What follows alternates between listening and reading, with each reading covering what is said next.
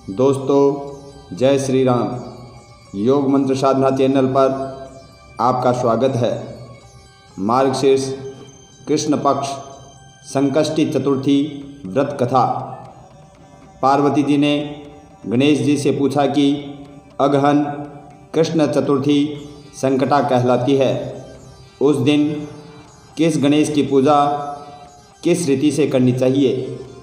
गणेश जी ने उत्तर दिया कि हे हिमालय नंदनी, अगहन में पूर्वोक्त रीति से गजानन नामक गणेश की पूजा करनी चाहिए। पूजन के बाद अर्घ्य देना चाहिए। दिन भर व्रत रहकर पूजन के बाद ब्राह्मण को भोजन कराकर जो तिल चावल चीनी और घृत का साकुल्य बनाकर हवन कराएं, वह अपने शत्रु को वशीभूत कर सकता है। इस संबंध में हम एक प्राचीन इतिहास सुनाते हैं। प्राचीन काल में त्रेता युग में दशरथ नामक एक प्रतापी राजा थे। वे राजा आखेट प्रिय थे। एक बार अनजाने में ही उन्होंने एक श्रवण कुमार नामक व्यक्ति को आखेट में वध कर दिया। उस ब्राह्मण के अंधे माँ बाप ने राजा को श्राप दे दिया। जिस प्रकार हम लोग पुत्र शोक में मर रहे हैं, उसी भांति तुम्हारा भी पुत्र शोक में मरण होगा। इससे राजा को बहुत चिंता हुई।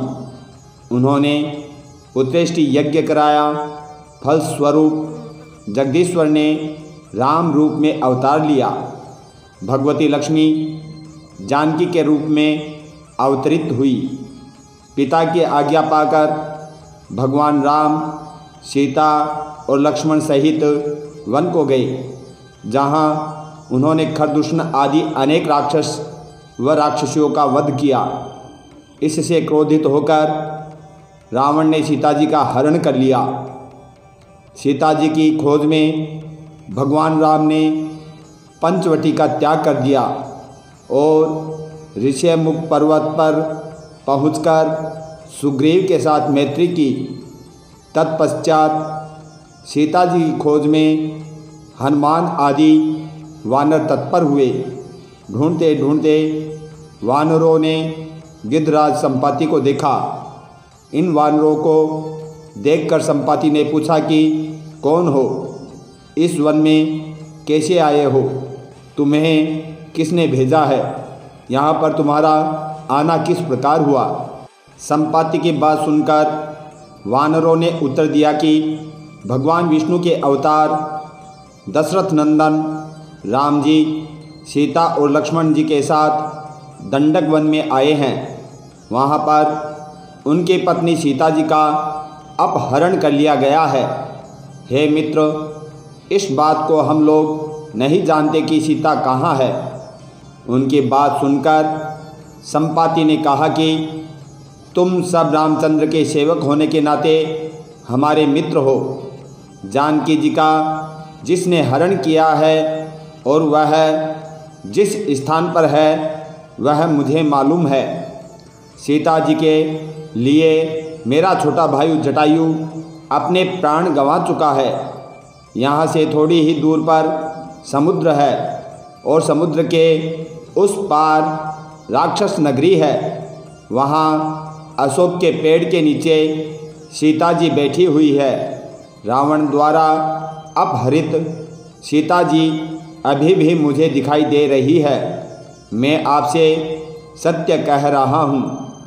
सभी वानरों में हनुमान जी अत्यंत पराक्रमशाली हैं, अतः उन्हें वहाँ जाना चाहिए। केवल हनुमान जी ही अपने पराक्रम से समुद्र लांघ सकते हैं।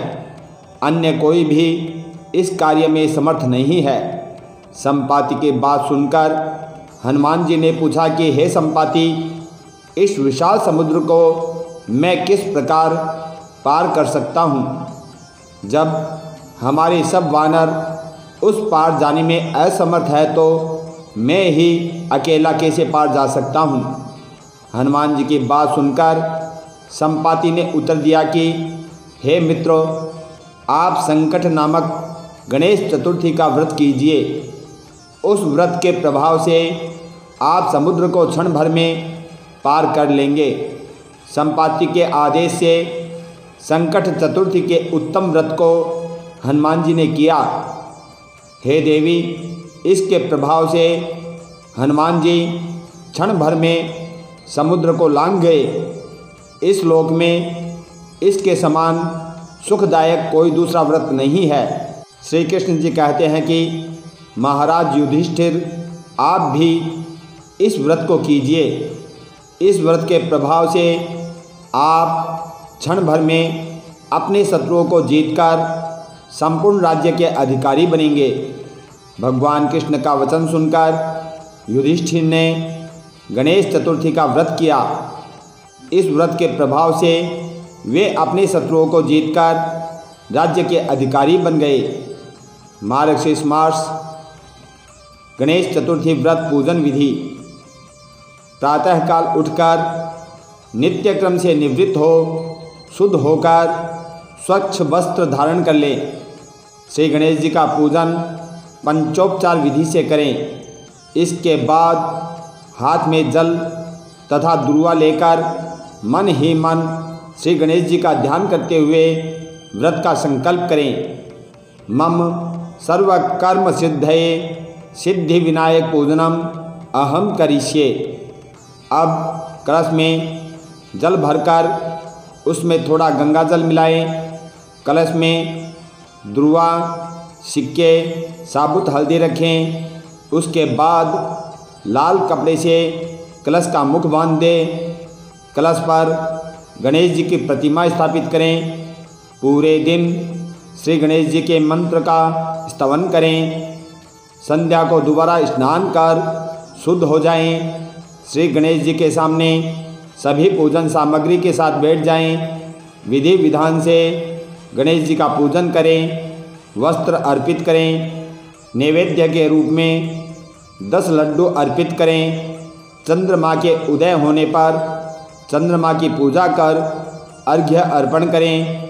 उसके बाद गणेश चतुर्थी की कथा सुने। जौ, चावल, चीनी, तिल व घी से हवन करें। तत्पश्चात गणेश जी की आरती करें। 5 लड्डू प्रसाद के रूप में बांट दें और शेष 5 अगले दिन ब्राह्मण को दान में दे दें।